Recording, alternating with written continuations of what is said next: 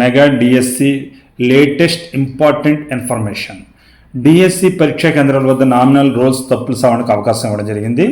ఆంధ్రప్రదేశ్ వారు నిర్వహించే mega DSC పరీక్షకు హాజరయ్యే అభ్యర్థుల్లో దృష్టి లోపం, 2 చేతులు లేని వారికి అదనంగా 50 నిమిషాల సమయం కేటాయిస్తున్నట్లుగా పాఠశాల విద్యాశాఖ ప్రకటించడం జరిగింది.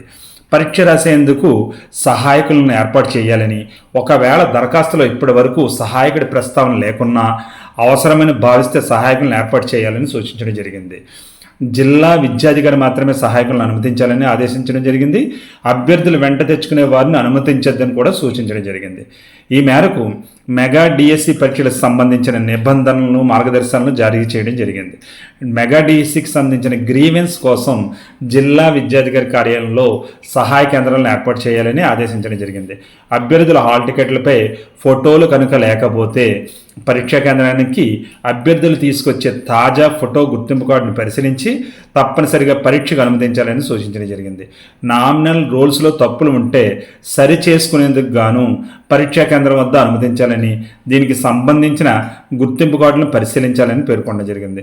తప్పులను సరిచేసిన తర్వాత వాటిని జిల్లా విద్యాధికారి కార్యాలయంలో తప్పనిసరిగా అప్పగించాలని తెలియజేయడం జరిగింది. కావున ఇటువంటి అవసరాలు ఎవరైనా ఉంటే ఆ అభ్యర్థులు వెంటనే స్థానిక జిల్లా విద్యాధికారిని కలిసి ఈ విషయం తెలియజేయండి. పరీక్షకి ఎంతో వ్యవధి లేదు కనుక తప్పనిసరిగా ఖచ్చితంగా చాలా బాగా ప్రిపేర్ అవ్వండి.